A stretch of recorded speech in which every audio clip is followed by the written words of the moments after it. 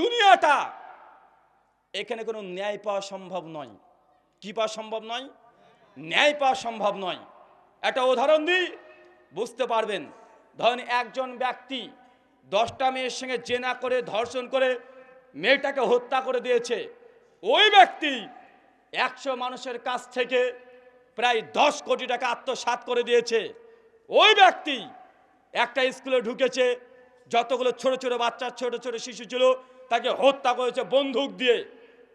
এখন এই ব্যক্তি ধরা পড়েছে। বাংলাদেশ বলেন আর আমেরিকা বলেন, যে কোনো রাষ্ট্রে চলে যান, ওই ব্যক্তির বিচার হবে, আন্তর্জাতিক মামলা বিচার হবে। এখন জর্জের সামনে এসেছে ওই ব্যক্তির নামে 7খানা ফাইল। কয়টা ফাইল? 7খানা অপরাধ, ক্রাইমের ফাইল চলে এসেছে। প্রথম ফাইল যেটা পেয়েছে সেটা দেখছে যে এই লোকটা 10 জন মেয়েকে ধর্ষণ করে হত্যা করে দিয়েছে। জজ ওই ফাইলে দেখেই সিদ্ধান্ত দিয়েছে এই ব্যক্তিকে ফাঁসি দিয়ে মেরে দাও। কথা বুঝতে পারলেন? কেবল একটা ফাইলের বিচার হয়েছে, কি 10 জনকে ধর্ষণ করে হত্যা করেছে, অত এই ধর্ষককে মৃত্যুদণ্ড দিতে হবে, তাকে ফাঁসি দিতে হবে। আন্তর্জাতিক আইন এইবার থেকে ফাঁসি দিয়ে দিয়েছে। এখন বুঝলাম যে তার মৃত্যু হয়ে গেল, প্রতিশোধ নেওয়া হয়ে গেল, জাজমেন্ট হয়ে গেল। তো এটা তো হয়েছে 10টা পরিবারের সঙ্গে। বাকি যে 10টা পরিবারের টাকা আত্মসাৎ করেছে, 100 জন ছেলেকে হত্যা করে দিয়েছে, ভাই এদের বিচার দরকার আছে না নাই? এদের পরিবারের ন্যায় দরকার আছে না নাই? তো এই ব্যক্তিকে তো একটা কেচেই তো মৃত্যুদণ্ড দিয়ে দিয়েছে। বাকি মানুষের সঙ্গে যে অন্যায় করেছে, বাকি মানুষের পরিবারকে যে হত্যা করেছে, টাকা আত্মসাৎ করে দিয়েছে, স্মাগলিং করেছে, এই শাস্তিগুলো পৃথিবীর কোন আদালতে দেওয়া সম্ভব? কথা বলেন, পৃথিবীর কোন আদালতে দেওয়া সম্ভব নয়। তবে অবশ্যই আমরা ধার্মিকরা যেটা বিশ্বাস করি, এই দুনিয়াতে চূড়ান্ত সিদ্ধান্ত হয় নাই। দুনিয়াতে চূড়ান্ত সিদ্ধান্ত আল্লাহ দেন নাই। মালিকি ইয়াউমিদ্দিন, আল্লাহ বিচার দিনের মালিক। আল্লাহ ওই দিনে প্রত্যেকে মানুষকে আল্লাহ সুবহানাহু ওয়া তাআলা জাররা থেকে জাররা পরিমাণে কোনো গুনাহ বা নেকি যদি করে, আল্লাহ তাআলা দুটোরই প্রতিদান দেবে। আল্লাহ যদি চান ওই ধর্ষককে কিয়ামতের মাঠে তার বিচার করে তাকে 100 বছর তাকে জেলখানাতে রেখে তাকে শাস্তি দিয়ে আবার জীবিত করে আবার আল্লাহ শাস্তি দিতে পারে কি পারে না? কথা বলেন, পারে কি পারে না? আল্লাহ যতদিন ইচ্ছা ততদিন তাকে শাস্তি দিতে পারে কি পারে না? পারে। ধার্মিকরা যেটা বিশ্বাস করে, মুসলমানরা যেটা বিশ্বাস করে, মৃত্যুর পর পরকাল আছে। যদি কোনো নাস্তিক, কোনো অ্যাগনস্টিক যদি বলে মৃত্যুর পরে পরকাল বলে কিছু নেই, তাহলে দুনিয়া হয়ে যাবে নিষ্ঠুর। এই দুনিয়া হবে বেইনসাফের জায়গা। দুনিয়াতে কোনো ন্যায় বিচার পাওয়া যায় না। দুনিয়া একদম নিষ্ঠুর। এই দুনিয়াতে এখন মানুষ যারা আছে জজ্জার মুল্লুক তার, কারণ এই দুনিয়াতে আমার কোনো যদি ক্ষতি করার মতো কোনো পার না থাকে, আমি যা করব সেটাই ঠিক। তাই দুনিয়াটা একটা অনৈতিকতা পরিপূর্ণ হয়ে যাবে না? দুনিয়াটা একটা বেঈমানির জায়গা হয়ে যাবে না? এই দুনিয়াটা একদম মানুষ অশ্লীলতায় পূর্ণ হয়ে যাবে। যেসব নাস্তিকরা বলে, যেসব অ্যাগনস্টিক তারা বলছে যে দেখেন আল্লাহকে মানা দরকার নেই, পরকালকে মানা দরকার নেই, কোরআন মানা দরকার নেই, হাদিস মানা দরকার নেই, তাকে প্রশ্ন করেন ভাইজান কোরআন হাদিস মানবো না, আল্লাহকে মানবো না, যান আপনার সঙ্গে একমত, 1 সেকেন্ডের জন্য হয়ে গেলাম, এখন আমাকে বলেন সব কিছু বাদ দিয়ে দিলাম, তাহলে আমরা এই সমাজে চলবো কিভাবে? কোনটা ঠিক কোনটা ভুল কে আমাদেরকে শিক্ষা দেবে? কে আমাদেরকে শিক্ষা দেবে কোনটা ঠিক কোনটা ভুল, কোনটা ন্যায় কোনটা অন্যায় কে শিক্ষা দিবে? কোনটা বৈধ কোনটা অবৈধ কে শিক্ষা দিবে? কোনটা মোরাল কোনটা ইনমোরাল কে শিক্ষা দিবে? তার একটা কথাই যে বলে দিবে যে দেখেন আমরা সমস্ত কিছু এখন নেব বিজ্ঞান থেকে। কি থেকে? কথা বলেন, বিজ্ঞান থেকে নাকি সব নিবে। কোনটা বৈধ কোনটা অবৈধ, কোনটা নৈতিক কোনটা অনৈতিক, তারা কার কাছ থেকে শিক্ষা নেবে? এটা বিজ্ঞান থেকে। আমরা ধার্মিকরা বলছি যে না, তোমার বিজ্ঞানও কিছু বুঝেই না। এই বিজ্ঞানের জায়গায় আমরা রেখেছি আল্লাহ সুবহানাহু ওয়া তাআলাকে, আর তোমরা এখানে রেখে দিয়েছো কাকে? কথা বলেন, পরোক্ষ বিজ্ঞানকে। বিজ্ঞান নামক এই একটা দর্শন বা একটা জিনিসকে তারা চাপিয়ে বসে দিয়েছে।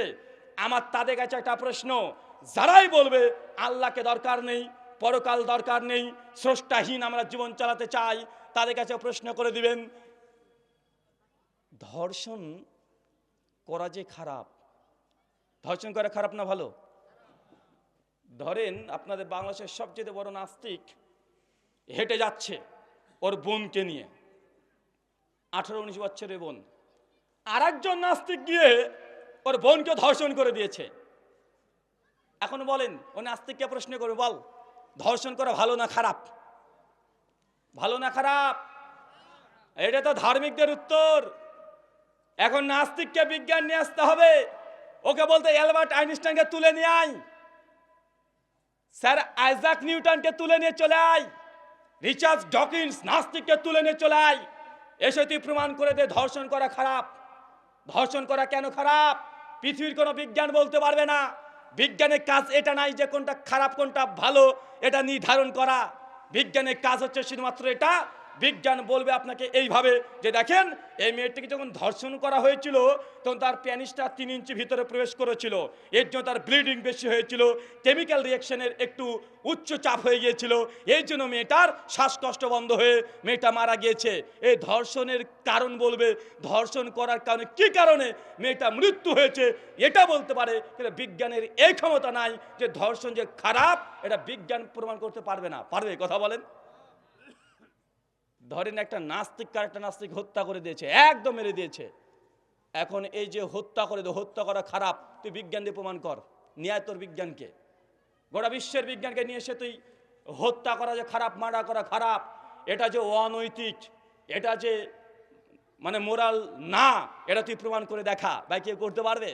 বিজ্ঞান পারবে? বিজ্ঞান কি বলবে? খুব বেশি হলে বিজ্ঞান বলবে যে দেখেন এই মানুষকে যখন হত্যা করা হয়েছে 4 ইঞ্চি চাকু তার ভেতরে চলে গেছে, এই জন্য তার এই শিরাটা কেটে গেছে, রক্তপাত বেশি হয়ে গেছে, রক্ত স্বল্পতার কারণে এই ব্যক্তিটা আস্তে আস্তে আস্তে আস্তে মারা গিয়েছে। তো এটা তো হত্যা হওয়ার কারণ বলেছে, মার্ডার করেছে কি কারণে মারা গিয়েছে মানুষটা, কারণটা বের করেছে। কিন্তু মানুষকে মার্ডার করা যে অনৈতিক, মানুষকে মার্ডার করা যে হারাম, মানুষকে মার্ডার করা যে এটা খারাপ কাজ, এটা যে অনৈতিক, পৃথিবীর কোনো বিজ্ঞান বলতে পারবে? কথা বলেন, পারবে না। তা তুমি যে স্থানে তোমার বিজ্ঞানকে গড হিসাবে বিশ্বাস করছো, আমাদেরকে আল্লাহ সুবহানাহু ওয়া তাআলা জানিয়ে দিয়েছে ধর্ষণ করা অনৈতিক, আমাদেরকে জানিয়ে দিয়েছে মানুষকে মার্ডার করা অনর্থক বা হত্যাযোগ্য চালানো এটা হারাম, নিষিদ্ধ।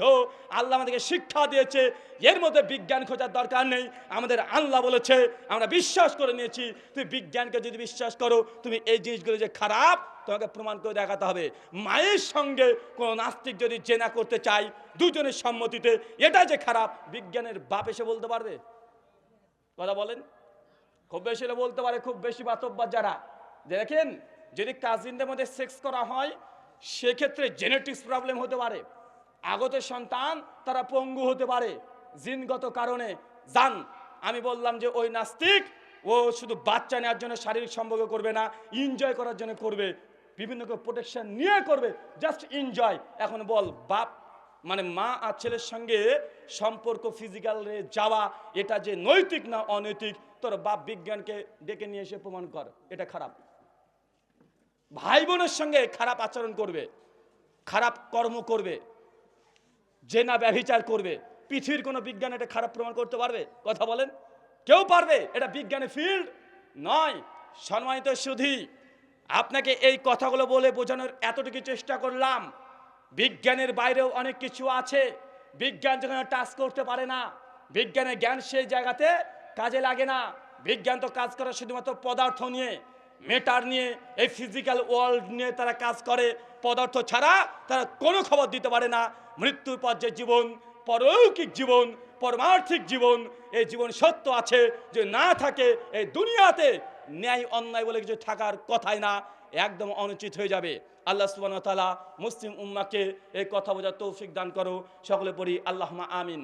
সম্মানিত সুধী, আলোচ্য বিষয় যেভাবে জান্নাতে ঘর নির্মাণ করবেন, পৃথিবীতে এমন 3 জন কমপক্ষে কোরআন হাদিস ঘেটে ঘেটে পাওয়া যায়, 3 জন ব্যক্তিকে আল্লাহ সুবহানাহু ওয়া তাআলা আগে থেকেই জান্নাতে ঘর দেখিয়ে দিয়েছেন, ঘর দিয়ে দিয়েছেন।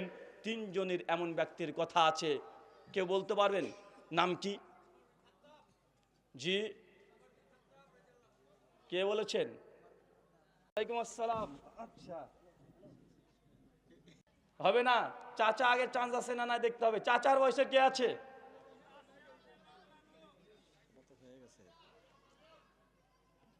মাশাআল্লাহ। আচ্ছা ঠিক আছে, আপনার হক আর নষ্ট করছি না। এদিক থেকে উত্তর ঠিক চলে এসেছে। খাদিজা রাদিয়াল্লাহু তাআলা আনহা, আল্লাহ সুবহানাহু ওয়া তাআলা তাকে জান্নাতের সুসংবাদ এই দুনিয়া থেকে দিয়ে দিয়েছেন। চলেন ভাই, আপনি নিয়ে যাবেন, চলে আসেন। আর যদি কাউকে যদি দিতে যদি ভুলে যাই, মাফ করে দিয়েন। মরার পরে বাজে মানে চাইলে আমার বিপদ হয়ে যায় আমার। জি শুকরিয়া, জাযাকাল্লাহ খায়রান, শুকরিয়া। হ্যাঁ, একটা সবাই মিলে বলেছেন ভাই আসিয়ার ব্যাপারে, অতগুলো নাই, তাই দেওয়া যাবে না। ওটা পরবর্তী সময় আর একটা প্রশ্ন করে দেব ইনশাল্লাহ, যে পারবে তাকে দিয়ে আসবো ইনশাআল্লাহ। সম্মানিত সুধী, জান্নাতে যে ঘর, এটা দুনিয়াতেই আল্লাহ সুবহানাহু ওয়া তাআলা আগে থেকে ঘোষণা করে দিয়েছে। প্রথম যার নাম পাওয়া যায় কোরআনুল কারিমের মধ্যে, সূরা তাহরিম সূরা নম্বর 66 আয়াত নাম্বার 10, 11, 12 পর পর ইবনে কাসিরের তাফসীর সহ দেখে নেবেন। তার নাম হচ্ছে আসিয়া। কি নাম? আসিয়া। চাচা, আসিয়ার স্বামীর নাম কি ছিল? কি নাম? এটা কি আল্লাহর ওলি ছিল না? আল্লাহর ওলি ফেরাউন। আরে ফেরাউন যদি আল্লাহর ওলি না হয়, তার স্ত্রী কিভাবে জান্নাতে আগে থেকে ঘর পেয়ে যায়? কথা বুঝতে পারছেন না? আপনাদের যে বাংলাদেশে আছে একদম গদ্দি নসেন পীর, পীরের বাচ্চা পীর, ও যতই মূর্খ হোক, যতই সে গন্ড মূর্খ হোক, তারপরে বাপ ছিল পীর, ও নিজে পীর, দাড়ি চাচা, এমন অনেক মাল আছে বাংলাদেশে। ও পীর আছে না নাই? কথা বলেন। আর বাঙালি মানুষ মনে করে ওটাই, আর ওর বাপ পীর মানে একদম ওর বাপ হচ্ছে জান্নাতে, ওর ছেলের হাতে যে টাচ করতে পারি আমার পেছনে সমস্ত গুনাহগুলো একদম মাফ হয়ে যায়। এই কোরআনের আয়াত তা খণ্ডন করে দেয়। আল্লাহ সুবহানাহু ওয়া তাআলা দেখাচ্ছেন যে বান্দা তুমি দেখে নাও, পৃথিবীতে একজন নবী এসেছিলেন, নবীর নাম হচ্ছে নবী ইব্রাহিম আলাইহিস সালাতু ওয়াস সালাম। তার বাবার নাম হচ্ছে আজর। এটা হচ্ছে জমহুরদের মত, তার বাবার নাম ছিল আজর। অথচ চাচা আজর কোথায় যাবে? জান্নাত না জাহান্নাম? আরো জোরে মাশাআল্লাহ। আপনাদের বাংলাদেশের টাঙ্গাইলের মানুষের হিম্মত কত গো! নবীর বাপকে জাহান্নামী বানিয়ে দিচ্ছেন আপনারা। কাকে জাহান্নামী বলেছেন? নবী ইব্রাহিম আলাইহিস সালামের পিতাকে আজর। সহিহ বুখারী হাদিস নাম্বার 1360 কিতাবুজ জানাইজ, আল্লাহ নবী বলছেন যে আজর তথা ইব্রাহিমের পিতা কিয়ামতের মাঠে আল্লাহ সুবহানাহু ওয়া তাআলা আজরের সঙ্গে তার বেটা ইব্রাহিম আলাইহিস সালামের সঙ্গে সাক্ষাৎ করে দিবেন। আল্লাহর নবী ইব্রাহিম তখন দোয়া সুপারিশ করার জন্য আল্লাহকে বলবেন, আল্লাহ নিষেধাজ্ঞা জারি করে দিবেন, বরং ফেরেশতাকে বলবে আজরকে ধরে জাহান্নামে নিক্ষেপ করে দাও। চাচা বলেন তো কে জাহান্নামে যাচ্ছে?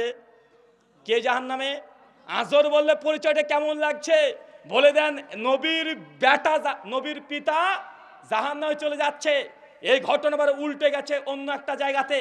সূরা হুদ খুলবেন 25 থেকে 28 নম্বর আয়াত। পৃথিবীতে আরেকজন নবী এসেছিলেন, তার নাম নবী নূহ আলাইহিস সালাম। নাম শোনা শোনা লাগে না? তার সন্তানের নাম কি ছিল? কেনান। দেখেন এবার বাবা নবী, ছেলে হচ্ছে, বেটা হচ্ছে কেনান। এখন কেনান জান্নাত না জাহান্নাম? দেখেন ঘটনা উল্টে গেল না? নবী ইব্রাহিমের ব্যাপারে বেটা নবী, বাপ কোথায়? কথা বলেন। বেটা নবী, বাপ কোথায়? বাপ জাহান্নামী। নূহ আলাইহিস সালামের ব্যাপারে উল্টো হয়ে গেল, বাবা নবী, বেটা বের কোথায়? বেটা জাহান্নামে চলে যাচ্ছে। তারপরে ইসলাম এই সিস্টেম বুঝাচ্ছে যে তুমি কার বেটা কার পুত্র, ইসলাম এখানে 5 পয়সা মূল্য দেয় না।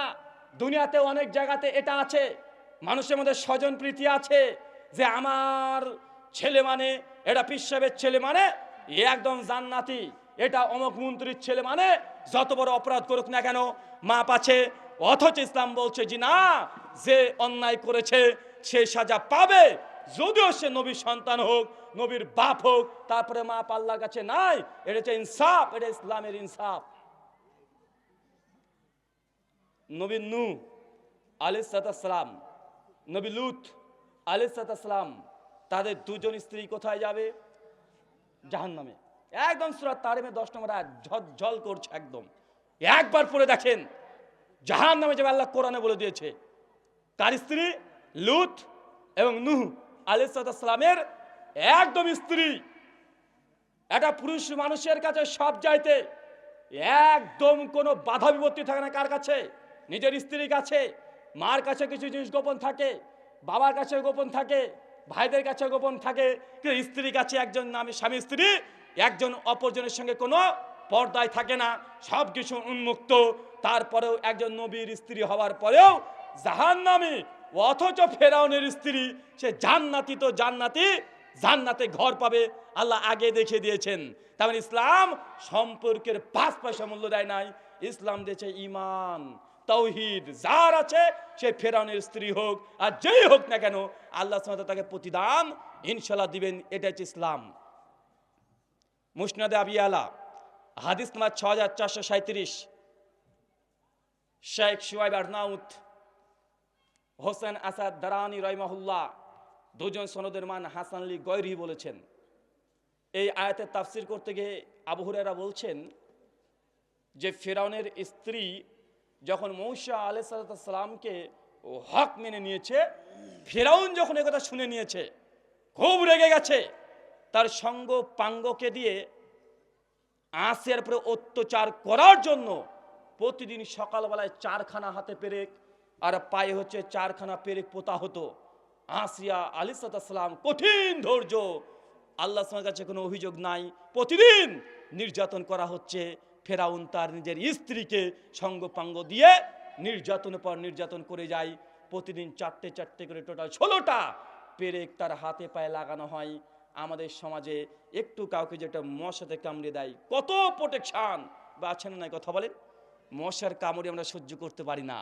আসিয়া আলাইহিস সালাম প্রতিদিন 16টা করে পেরেকের আঘাত সে সহ্য করত, ধৈর্য ধারণ। আর আল্লাহর কাছে একটাই দোয়া, আল্লাহ ফেরাউনের জালেমের কবল থেকে আমাকে রক্ষা করো। আল্লাহ আমি ফেরাউনের এই রাজপ্রাসাদের চাইতে আমি তোমার কাছে একটা রাজপ্রাসাদ চাই, আমার জন্য একটা রাজপ্রাসাদ তুমি তৈরি করো। আল্লাহ এই দোয়া ফেরাউনের স্ত্রী আসিয়ার এই দোয়া আল্লাহ কবুল করেছেন। সূরা তাহরিমের 1 নম্বর আয়াতে আল্লাহ আমাদের নবীর মাধ্যমে তিনি জানিয়ে দিলেন। চিন্তা করতে পারছেন? এই ঘটনার সামনে রেখে মুসলিম মা বোনদেরকে দেখতে হবে, শিক্ষা নিতে হবে। আসিয়াকে প্রতিদিন 16টা করে পেরেক পোতা হয়, দিবারাত্রি তাকে যন্ত্রণা দেওয়া হয়। অন্য বর্ণনা আসতে তাকে রোদের মধ্যে ফেলে রাখা হতো, তাকে গরম পানির ছিটা দেওয়া হতো। এমন কোনো নির্যাতন নাই যে ফেরাউন করে নাই। নাম তো শুনছেন যে ফেরাউন কত বড় বদ মানুষ, তার নির্যাতন কত উঁচু মানে হতে পারে, এটা আপনি নিজে কল্পনা করে নেন। আসিয়া আলাইহিস সালাম ধৈর্য ধারণ করেছে, অথচ আমাদের পরিবারের মধ্যে আমাদের স্বামী স্ত্রীর মধ্যে একটু দ্বন্দ্ব হয়ে গেলে স্ত্রী 180 ডিগ্রি ঘুরে গিয়ে একদম বলে দিবে যে তোমার সঙ্গে 23 বছর ধরে সংসার করছি, একদিন আমাকে তুমি ভালোবাসোনি। বা আছে না নাই কথা বলেন? একদিনও তোমাদের সুখে আমি থাকলাম না, একদিন তুমি মনের মতো একটা পোশাক কিনে দাওনি, একটা আমাকে এতদিন ধরে বলছি তুমি আমাকে এই কাজটা করে দাওনি। বা আছে না নাই? এটা আমাদের সমাজে বেশি বেশি আছে।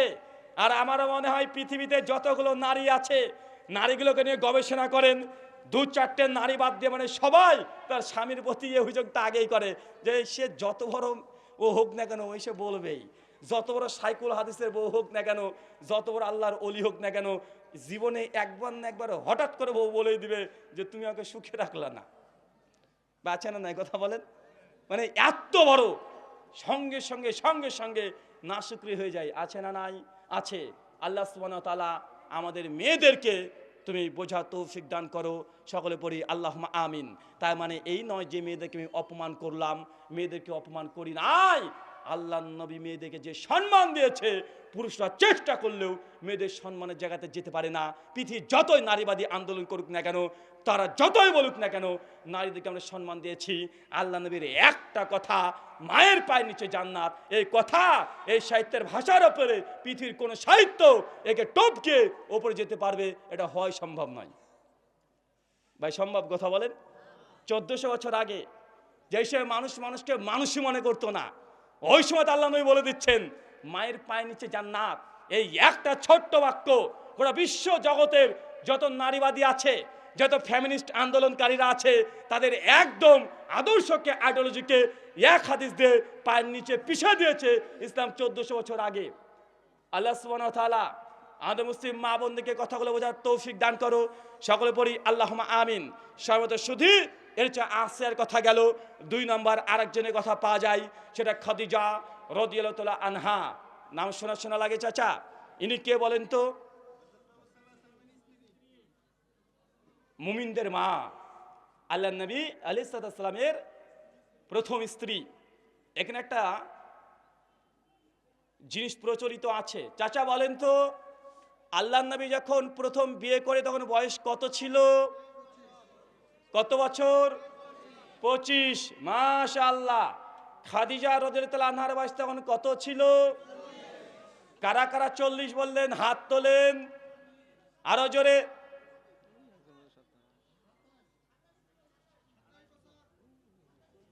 আচ্ছা 27 কয়েকজন বলছে, কি আবার বুঝতে পারলাম না। আচ্ছা 27 কারা কারা পক্ষে 27 একটু হাত তোলেন তো।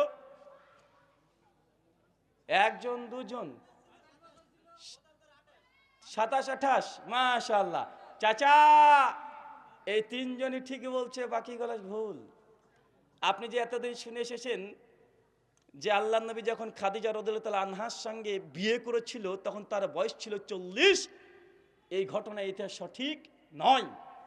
এটা নিতান্তই যায়িফ, একদম যায়িফুজ জিদ্দান, নিতান্তই দুর্বল, এ কথা সঠিক নয়। বরং তবাকাতুল সব প্রথম খণ্ড 713 পৃষ্ঠা, ইমাম ইবনু কাসিরের আল বিদায়া ওয়ান নিহায়া, তারিক ইবনু দামেশকে অনেক জায়গাতে সহিহ সনদে ঘটনা পাওয়া যায়। খাদিজা রাদিয়াল্লাহু আনহার বয়স তখন 27 থেকে 28-এর মধ্যে ছিল। কথা কি বুঝতে পারছেন? তাহলে বোঝা যাচ্ছে যে আমাদের সমাজের মধ্যে অনেক কিছু উল্টাপাল্টা চলে। চলে কি চলে না? কথা বলেন। বক্তারা চালিয়ে দিচ্ছে, এমন সুন্দর করে বক্তারা কথা বলে, মার এত সুন্দর, মাশাআল্লাহ, তাদের কণ্ঠের আল্লাহ জোর দিয়েছে, সৌন্দর্য দিয়েছে, মানুষকে পাগল পারা করে দেয়। একটা বক্তা সেই দিন আলোচনা করছে, খুব ভালো লাগছিল। বক্তা বলছেন উমর ইবনুল খাত্তাব, তিনি এত বড় সাহাবী, এত কঠোরপন্থী সাহাবী ছিলেন ইসলাম কবুলের আগে। ইসলাম যখন গ্রহণ করলেন, সাহাবীদের মজলিসে ওমর বিন খাত্তাব বসে আছেন। হঠাৎ করে ওমর বিন খাত্তাব হাসতে শুরু করেছে। হাসতে হাসতে একটু পরে ওমর ইবনুল খাত্তাব ফারুক আজম কাঁদতে শুরু করে দিয়েছেন। সাহাবীরা কিছুক্ষণ পরে বলছেন, আমিরুল মুমিনিন ওমর বিন খাত্তাব রাদিয়াল্লাহু আনহু, আপনি হঠাৎ করে কাঁদতে শুরু করলেন, হঠাৎ করে হাসি দিলেন, ব্যাপার কি? ওমর ইবনুল খাত্তাব তখন সাহাবীদেরকে বলছেন যে আমি তোমাদের সামনে বসেছিলাম, হঠাৎ করে আমার মাথাতে স্মরণ চলে আসলো, আমি যখন মুশরিক ছিলাম, পত্তলিক ছিলাম, সেই সময়তে আমরা এই আটা দেখছো না, এই আটা দিয়ে প্রতিমা তৈরি করতাম। প্রতিমা তৈরি করে মানে মূর্তি তৈরি করতাম, লাত মানাত উজ্জা হুবল, এটা তৈরি করতাম। তৈরি করার পরে ওটাকে খেতাম। তাই আমি এটা মনে পড়ে হাসছি যে কি একটা মাবুদের উপাসনা করতাম, যে আমি তৈরি করলাম, আমি খেয়ে ফেলি। তো এটা মনে পড়ে আমার হাসি লাগছে। আজকে তৌহিদ পেয়ে গেছি, বুঝতে পারছি পৌত্তলিকতা কত দুর্বল বিশ্বাস আমার ছিল, এই জন্য হাসি পেয়ে গেছে। বলছে আপনি কাঁদলেন কেন? বলছে আমি কাঁদলাম এই জন্য, হঠাৎ করে আমার জাহিলিয়াতের যুগে আমার মনে পড়ে গেল, আমার ছোট্ট একটা সুন্দর মেয়ে ছিল, বয়স 7 কিংবা 8। আমি তাকে একদিন বললাম যে মা চলো তোমাকে বেড়াতে নিয়ে যাব, মেলা দেখতে। আমার মেয়েটাকে হাতে করে নিয়ে যাচ্ছি, কাঁধে একটা কোড়ল আছে, কোড়ল না কি যেন বলে ওটাকে, মাটি করে কোদাল, ওটাকে নিয়ে আমি চলে যাচ্ছি। মেয়ে আমার সঙ্গে খেলতে খেলতে যাই, জিজ্ঞাসা করে, আমি বলি, গল্প করতে করতে চলে যাই। একটা বাগানে চলে গেলাম, মাটিটাকে আমি খনন করলাম। আমার মেয়ে বারবার জিজ্ঞাসা করছে, আব্বু এটা তুমি কেন খনন করছো? তো বলছি আমি এমনি খনন করছি। আমার মেয়ে যখন আমি মাটিটা খনন করছি, মাটিগুলো কবর থেকে তুলে তুলে সরাচ্ছে। আমার দাড়িতে যখন মাটি লেগে গেছে, আমার মেয়েটা বারবার আমাকে ঝেড়ে ফেলে দিচ্ছে, পরিষ্কার করে দিচ্ছে আমাকে, আর বারবার আব্বু এই গর্ত তুমি কেন করছো? ওমর বিন খাত্তাব বলছে তারপরেই যখন কবর রেডি, আমার মেয়েকে আমি পিছন থেকে ধাক্কা দিয়ে ফেলে দিলাম, মাটি যা আছে সবগুলো দিয়ে ভরাট করে দিয়ে মেয়েকে তাজা দাফন করে দিলাম। এই কথা মনে পড়ে গিয়ে আমার চোখ থেকে পানি আসছে, আমি কাঁদাকাটি করছি। ঘটনা প্রথম থেকে শেষ পর্যন্ত গোটাটাই মিথ্যা কথা।